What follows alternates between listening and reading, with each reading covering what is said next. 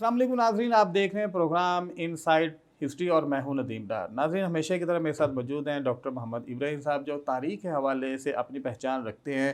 آج ڈاکٹر صاحب سے ہم پوچھیں گے کہ پاکستان جب بنا تو ابتدائی مسائل کی ایک سیریز ہے جو کہ ہم آپ کو بتا رہے ہیں، ڈسکس کر رہے ہیں۔ اس میں ہم نے پچھلے پروگرام میں آپ کو بتایا تھا کہ ہم بات کریں گے ریاستوں کے الحاق کے بارے میں، کہ جب پاکستان بن گیا تو مختلف ریاستیں تھیں جن کا الحاق دونوں ممالک کے ساتھ ہونا تھا، پاکستان یا انڈیا کے ساتھ۔ کون سی ریاستیں پاکستان کے حصے میں ہیں اور کون سی ریاستیں ہندوستان کے حصے میں ہیں؟ چلتے ہیں ڈاکٹر صاحب کے پاس۔ السلام علیکم ڈاکٹر صاحب۔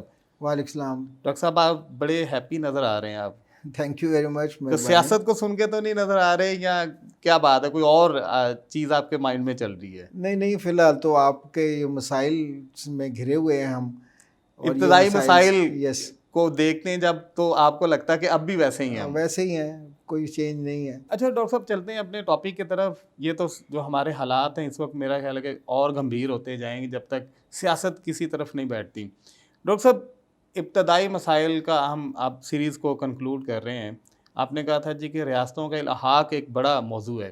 تو جب پاکستان بنا تو اس وقت مختلف ریاستیں تھیں جو پاکستان کے حصے میں آنی تھیں یا ہندوستان کے، تو دونوں ممالک کے بتائیں کون سی ریاست کس کے حصے میں آئی؟ مہربانی ڈاکٹر صاحب، اصل میں اگر ہم تھوڑی سی بیک گراؤنڈ ان ریاستوں کی دیکھیں جی، تو متحدہ ہندوستان میں 565 دیسی ریاستیں تھیں۔ 565 دیسی سے مطلب کیا لیتے میں ہیں؟ آپ کو یہ بتانا چاہ رہا ہوں کہ یہ ریاستیں تھیں کیا۔ ہاں، اصل میں جب مغلوں کا زوال آیا تو مغلوں کے زوال کے بعد بہت سارے لوگ انڈیپینڈنٹ ہو گئے، بہت سارے قبائل انڈیپینڈنٹ ہو گئے، جس کی وجہ سے انہوں نے اپنی اپنی حکومتیں قائم کر لی۔ پنجاب میں مثال کے طور پہ رنجیت سنگھ کی حکومت تھی، اسی طرح دکن، حیدرآباد، جودھ پور، جیسلمیر، یہ بہت ساری ریاستیں تھیں۔ جیسے ہمارے پاکستان کے اندر جو ریاست آئیں ان میں چترال تھی، دیر کی ریاست تھی، بہاولپور کی ریاست تھی۔ تو ان پر وہ نواب اور وہ وڈیرے اور وہ جو راجہ مہاراجہ جو تھے وہ حکمران تھے۔ تو یہ 565 دیسی ریاستیں تھیں۔ انگریز نے ان دیسی ریاستوں کو کہا کہ جب 3 جون کے منصوبے کے تحت یہ طے پایا کہ یہ چاہے ہندوستان کے ساتھ شامل ہوں یا پاکستان کے شامل ہوں، ان کو یہ اختیار دے دیا گیا تھا، لیکن وہاں کے جغرافیائی حالات کا وہ خیال رکھیں گے، جو جس کے ساتھ علاقہ لگتا ہے، جو جس کے ساتھ۔ اب مثال کے طور پہ بہت سی ریاستیں جو ہندوستان کے اندر تھیں اور ہندو ریاستیں تھیں، انہوں نے لا محالہ ہندوستان میں ہی شامل ہونا تھا، اور بہت ساری ریاستیں جو پاکستان کے اندر تھیں اور مسلمان ریاستیں تھیں، انہوں نے پاکستان کے اندر ہی شامل ہونا تھا۔ جیسے ہماری چترال ہے، دیر ہے، گلگت ہے، اور یہ جو ہماری بہاولپور کی ریاست تھی، یہ ہمارے پاکستان میں شامل ہو گئیں۔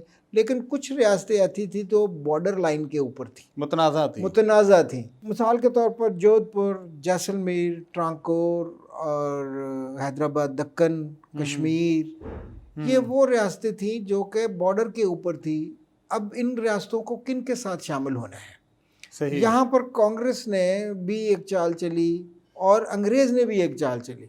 مثال کے طور پر لارڈ ماؤنٹ بیٹن، جیسا کہ ہم نے پچھلے قسطوں میں ذکر کیا تھا کہ اس نے اپنی انا کا مسئلہ بنا لیا ہوا تھا جب اس کو گورنر جنرل نہیں بنایا گیا، تو اس کا جو مشیر تھا وی پی مینن، وہ باقاعدہ طور پر ان مہاراجاؤں کو، ان راجاؤں کو جا کر کہتا تھا کہ آپ ہندوستان کے ساتھ شامل، ان کو قائل کرتا رہا، ان کو قائل کرتا تھا۔ اسی طرح جو سردار پٹیل تھا ریاستی امور کا، اس کو وزیر بنایا گیا تھا، اس نے کانگریس کی طرف سے اور ہندوستان کی حکومت کی طرف سے ان مہاراجاؤں کے اوپر دباؤ ڈالا کہ وہ ہندوستان میں شامل ہو جائیں، پاور کا استعمال کیا نا، پاور کا استعمال کیا۔ جہاں تک تعلق ہے ٹرانکور کی ریاست کا، تو 25 جولائی کو لارڈ ماؤنٹ بیٹن نے ریاستوں کے نمائندوں کی ایک کانفرنس بلائی جس میں انہیں الحاق پر آمادہ کیا گیا۔ ٹرانکور نے اس اجلاس کا بائیکاٹ کیا تو کانگریس نے اس ریاست میں راست اقدام شروع کرنے کی دھمکی دی۔ تاہم لارڈ ماؤنٹ بیٹن نے بطور وائسرائے وہاں کے دیوان کو طلب کیا، اس کی فہمائش کی، اسے منوایا کہ الحاق ناگزیر ہے۔ تو اس طرح جب واپس پہنچا تو اس پر قاتلانہ حملہ کروایا گیا، اور وہ اس حد تک خوف زدہ ہو گیا، یا اس کے رفقا کار اس حد تک خوف زدہ ہو گئے کہ انہوں نے آخر طور پر جو ہے وہ کانگریس ہندوستان کے ساتھ موت کے ڈر سے ہندوستان کے ساتھ الحاق کر۔ اسی طرح جودھ پور اور جیسلمیر کی جو ریاستیں تھیں، ان پر بھی الحاق کے مسائل کھڑے ہو گئے۔ قائد اعظم نے دونوں دیوان سے ملاقاتیں کی اور وہ باقاعدہ طور پر پاکستان میں شامل ہونا بھی چاہتے تھے، لیکن جب وی پی مینن کو اس بات کا علم ہوا تو اس نے فوراً ہی آگاہ کیا لارڈ ماؤنٹ بیٹن کو. لارڈ ماؤنٹ بیٹن نے دونوں کو اپنے پاس بلایا اور پھر اپنے نمائندے بھیجے وہاں پر. جیسے کہ جیسلمیر میں اس نے اپنا نمائندہ بھیجا تو کہتے ہیں کہ اس نے اتنا پریشر ڈالا ہے کہ جب وہ واپس گیا اس کا نمائندہ, تو جیسلمیر کے مہاراجا نے پستول نکال کر کہا کہ میں تمہارے دباؤ میں نہیں آؤں گا. مثال کے طور پہ اس نے لارڈ ماؤنٹ بیٹن کو کہا تھا, لیکن اس کے باوجود بھی یہ دباؤ اتنا زیادہ تھا کہ ان ریاستوں کو بھی ہندوستان کے ساتھ شامل ہونا پڑا. ظاہر انگریز پاور تھی نا, موجود تو تھے نا وہاں پہ. اسی طرح ریاست جوناگڑھ ہے. ریاست جوناگڑھ ساحل سمندر پر واقع تھی. بھارتی علاقوں میں گھرا ہوا ہونے کے باوجود اس کا سمندری راستہ جو ہے وہ کراچی کے ساتھ برقرار رکھا گیا تھا. اس کا رقبہ 3377 میل اور آبادی تقریباً 7 لاکھ تھی. اس کی معاشی پوزیشن بھی اچھی تھی. اس ریاست کا حکمران بھی مسلمان تھا. اس ریاست کے ساتھ ایک اور چھوٹی سی ریاست تھی جس کی مسلمان حکومت تھی. ایک چھوٹی ریاست تھی, وہ بھی جوناگڑھ کی طرح پاکستان سے الحاق چاہتی تھی. اس کے اوپر بھی بھارت نے اپنا دباؤ ان کے اوپر ڈالا. اور پھر جب 25 جولائی کو لارڈ ماؤنٹ بیٹن نے ریاستوں کی کانفرنس بلائی, اس میں انہوں نے بہت سارے سوال کیے لارڈ ماؤنٹ بیٹن سے کہ بھئی ہم کیوں شامل ہوں, ہمیں کیا فائدہ ہوتا ہے. لیکن اتنا پریشر تھا ان کے اوپر کہ وہ رہ نہیں سکتے تھے.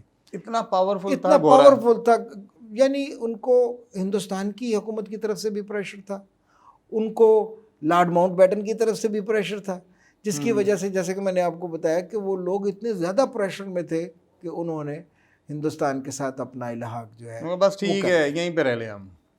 لیکن ایک ریاست ایسی تھی جس کے اندر مسلمان زیادہ تعداد میں تھے اور مہاراجا جو ہے وہ سکھ تھا, جسے ہم کشمیر کہتے ہیں. صحیح. تو مسلمان جو تھے ان کی تو خواہش یہ تھی کہ کشمیر کی جو ریاست ہے وہ پاکستان کے ساتھ بھی ملے. ہم نے جیسے کہ پچھلی قسطوں میں کشمیر کا ذکر آیا تھا تو ہم نے یہ ذکر کیا تھا کہ کشمیر جو ہے 921 میل لمبی پٹی تو پاکستان کے اندر سی. بالکل واحد ایک راستہ وہی جاتا ہے, پاکستان کے اندر سے راستہ تھا. اور پھر میں نے جیسے عرض کیا تھا کہ وہ وادی جہلم کی نسل کے لوگ تھے, پوٹھوہاری. اور پھر اس کے علاوہ جو ڈیلی ٹیلی گراف نے نقشہ شائع کیا تھا اس میں بھی کشمیر کو پاکستان کا حصہ قرار دیا گیا تھا. اور جب کبھی دنیا کے مختلف سروے ہوتے تھے اس میں بھی وہ اسی خطے کے ساتھ کشمیر کو جوڑتے تھے. صحیح ہے. لیکن اب وی پی مینن کی کوششوں سے, گاندھی کی ایون خود اپنی کوششوں سے, چلاکیوں سے, اور پٹیل کی اپنی چلاکیوں کی وجہ سے مہاراجا کے اوپر اتنا دباؤ ڈالا گیا, جیسا کہ ہری سنگھ ڈوگرا نے اس کا الحاق ہندوستان کے ساتھ مجبوراً کر دیا. یہ ہری سنگھ ڈوگرا کون تھا ڈاکٹر صاحب, پہلے تو اس کا بتائیں آپ. اصل میں جب نیکسیشن ہوئی 1849 میں تو اس وقت کشمیر جو ہے وہ گلاب سنگھ ڈوگرا نے خرید لیا تھا انگریزوں سے. 70 لاکھ کا انگریزوں سے کشمیر خریدا تھا اس نے اپنے لیے, چونکہ کشمیر جو ہے وہ ایک جنت نظیر وادی ہے.